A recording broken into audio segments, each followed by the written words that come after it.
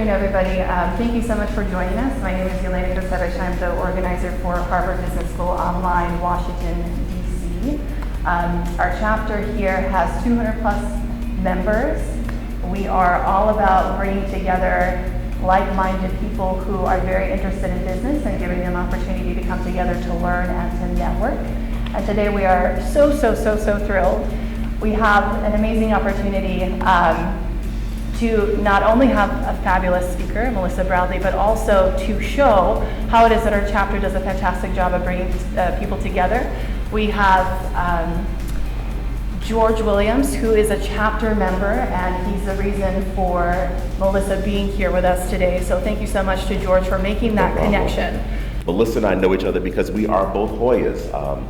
We went to Georgetown. Melissa is a graduate of the Georgetown School of Business, as well as has an MBA from American University.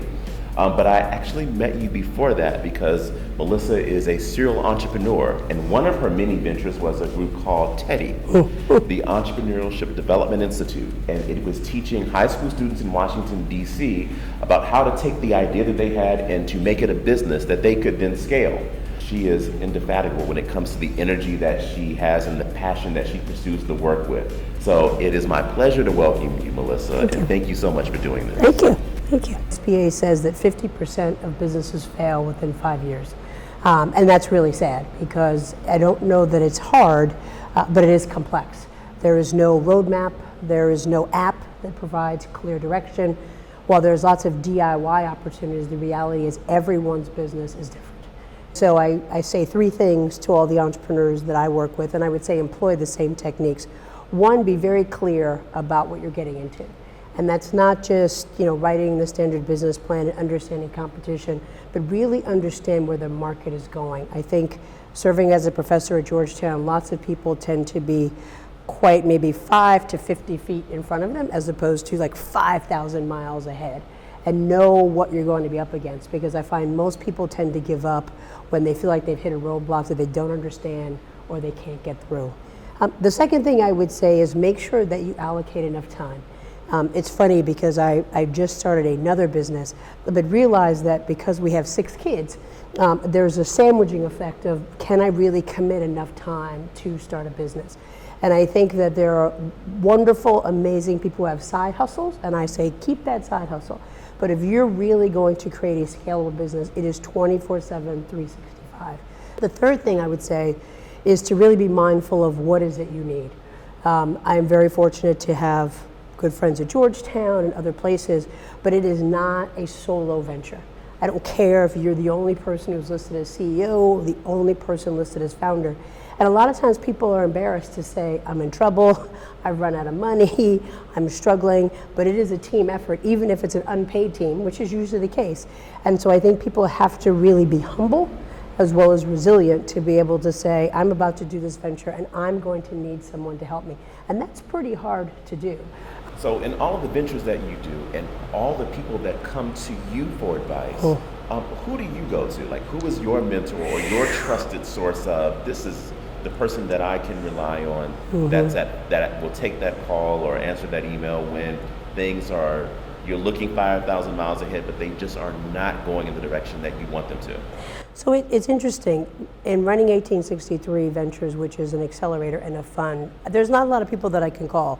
And that's because we have come to find out that our sole focus is on scaling entrepreneurs.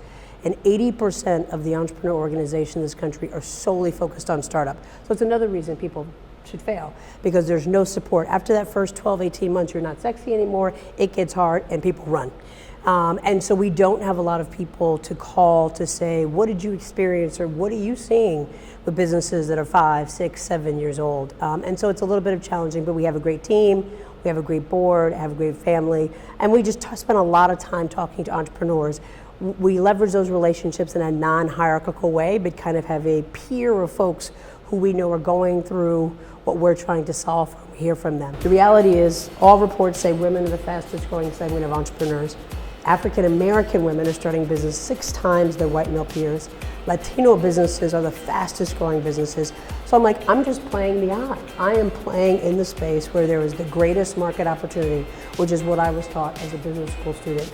So I'm hopeful that more people will catch on and realize that as America changes, as the workforce changes, as automation comes, I don't really care what your educational background is. I don't know too many people that just want to be part of a robotic situation.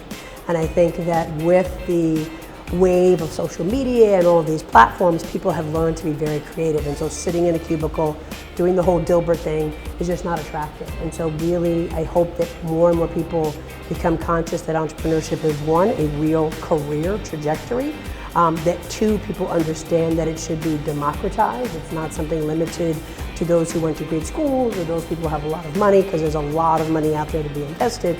And three, it doesn't really matter what you look like, but it's, do you know the market and do you know your customers? And all of those things have nothing to do with how old you are, where you live, your zip code, where you were born, what you look like, who you love, has nothing to do with it.